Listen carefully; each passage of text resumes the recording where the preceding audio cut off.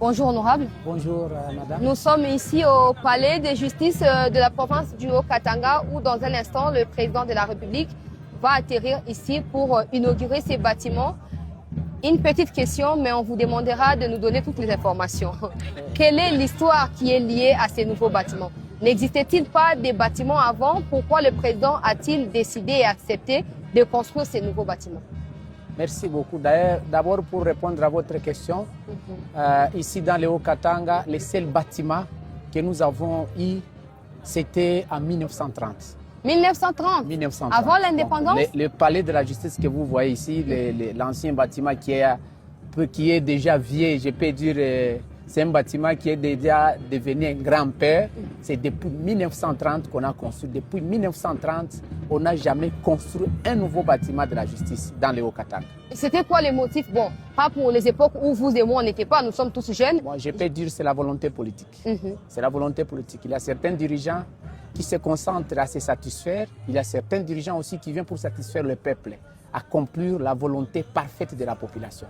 Et c'est ce qui est tenté de faire son Excellence, Monsieur le Président de la République, Félix Antoine Tshisekedi Tshilombo. Ces bâtiments ont pris combien de temps pour être construits? Je crois pas plus de 2 ans. C'est 1 année et demie qu'on vient de construire ces bâtiments. Dans 2 ans, je crois.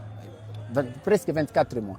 Et aujourd'hui, voir ces bâtiments être érigés ici, vous en tant que député, honorable rapporteur adjoint de l'Assemblée provinciale du Haut-Katanga. Évidemment, rapporteur adjoint de l'Assemblée. Rapporteur adjoint, qu'est-ce que vous ressentez? Vous êtes né, vous n'avez jamais vu ce genre de bâtiments au nom de la justice. Aujourd'hui, Félix Tshisekedi l'implante tout simplement là. Qu'est-ce que vous ressentez en ces moments? Pour moi, j'ai les larmes aux yeux. En tant que d'abord Katangais. Je suis un jeune leader katangais. Voir un président de la République qui n'est pas originaire du Grand Katanga réaliser beaucoup de projets dans ces temps. Je vais vous rappeler qu'on a été dirigé pendant 18 ans. Et pendant les 18 ans, le Katanga n'a jamais bénéficié des infrastructures qu'on est tenté de bénéficier aujourd'hui. Là, on ne se trompe pas, qu'on ne se cache pas. Il y a des gens qui parlent, mais qui ne savent pas, qui ne vivent pas dans le Katanga. Moi, je suis né ici, grandi ici. Je suis originaire du territoire de Kasenga. Moi, ma mère est le Bemba, mon père c'est Moulubakati de Manono. Donc, je suis du Haut-Katanga et du Tanganyika. 100% Grand Katanga. 100% Katangais. Et pour moi, je suis en train de regretter souvent, voir, mais c'est aussi une grâce qu'on a eue, voir un homme d'État, un président de la République qui n'est pas originaire du Grand Katanga, mais qui a prêté... Je ne suis pas d'accord que vous puissiez insister sur l'origine, même si je comprends l'essence que vous voulez donner à votre... C'est un message de reconnaissance, vous voyez, et c'est un message d'interpeller la conscience de la jeunesse katangais, de soutenir cet homme qui est notre président de la République. Vous allez constater que depuis, dans 7 ans, nous avons de grands chantiers dans notre espace Grand Katanga. On a appris qu'il y a également l'université. Il y a l'université qui va bientôt pousser.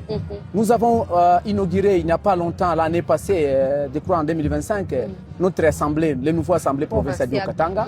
Nous avons des routes. Aujourd'hui, le Grand Katanga est en train d'être désenclavé. Il fallait faire 1 mois, 2 mois pour aller à Olomami, pour atteindre Bukama. Pour aller à Manon, il fallait faire 2 semaines, 3 semaines. Mais au moment où je vous parle, chez mon père à Manono, nous avons 6 heures de route. 6 heures de route, alors qu'avant c'était 2 semaines? 2 semaines, 1 moa. Ça signifie que les travaux routiers, c'est fort. Il n'y avait pas, c'était enclavé. Le Haut-Katanga, peut-être les gens voyaient que Kolwezi et Kasumbalesa. Il n'y a que Kolwezi et Kasumbalesa que les gens voyaient que la province est urbanisée, la province est viable, la province a des infrastructures. Mais c'était de fausseté. Mais c'est aujourd'hui que nous commençons à constater des grands travaux, de grande envergure. Je vous donne un autre exemple. Chez nous, dans mon territoire de Kasenga, pendant 18 ans, depuis que je suis né, je n'ai pas eu les goudrons, je n'ai pas vu les goudrons. À part les goudrons de 2 kilomètres qui avaient laissé l'époque coloniale, les Belges. Mais c'est à l'époque de Fatih Béton que la commune rurale de Kasenga est urbanisée par les goudrons. Depuis le mandat passé, depuis l'année passée. C'est à l'avènement du président de la République qu'on est en train d'ériger le grand pont qui va relier la Zambie et la RDC du côté Kasenga. Et on va encore asphalter la route plus de 200 km. même sur la révision de la Constitution. Comment ça? Ici, c'est connu, hein, en tout cas, une petite parenthèse. Ici, c'est connu que le Haut-Katanga, ils sont tous contre. C'est ce qu'on apprend mais là-bas. ce sont des faussetés. Parce que nous, on ne prêche pas nos populations. Le changement de la Constitution en vient avec des discours, avec des réalisations. Parce que moi, dans ma population, à Kasenga, c'est avec ce qu'on a vu le projet de 145 territoires. Nous avons bénéficié des écoles, nous avons bénéficié des centres de santé, nous avons les goudrons, nous avons un grand projet qui va rendre mon territoire viable, même une ville qui peut se transformer d'ici 20 ans. Kasenga sera peut-être une ville parce qu'avec les trafics frontaliers, ça sera comme Kasumbalesa. Pour moi, c'est dans 7 ans. Mais nous avons eu des chefs d'État qui ont dirigé pendant 32 ans, les chefs d'État qui ont dirigé pendant 18 ans, mais le Katanga était resté pauvre malgré sa richesse. Mais aujourd'hui, nos populations qui restent au fin fond, à l'intérieur de la province, ils commencent à sentir aussi considérés. Donc c'est pour ça, vous êtes pour. Pour moi, vous irez battre les campagnes les moments venus. Il y a même les images, vous pouvez voir. Moi, je suis descendu dans mon territoire de Kasenga et je prêchais le changement de la Constitution. Et toute la population a dit oui parce que je prêchais les œuvres du Fatih Béton. Nous avons démontré noir sur blanc comment les chefs de l'État tentaient de se sacrifier pour voir la RDC rayonner. Aujourd'hui, si vous quittez Mwanda jusqu'à Kasumbalesa, il reste presque 800 km pour relier. Donc d'ici la fin de l'année prochaine, je peux quitter avec ma voiture pour aller à Kinshasa. Vous êtes content apparemment? Une fois dans l'histoire. Ça vous réjouit, on peut lire sur votre visage la joie immense qui vous traverse. Aujourd'hui, nous sommes en train de constater la démographie, donc la puissance en démographie dans des centres-villes qui se trouvent dans des frontières. Kinshasa, Lubumbashi, Bukavu, Goma. C'est parce que l'intérêt du pays était enclavé. Parce que quelqu'un ne pouvait pas aller investir à Manono, dans les Wolomami, au Kassai, parce qu'il n'y a pas de route. Comment quelqu'un va amener des ciments? Est-ce qu'il va payer par avion? Alors le chef de l'État a dit non, les peuples d'abord. Les peuples d'abord, ce sont des projets pareils qu'on commence à constater. Et nous avons qu'un seul devoir, c'est accompagner cette vision au plus longtemps que possible.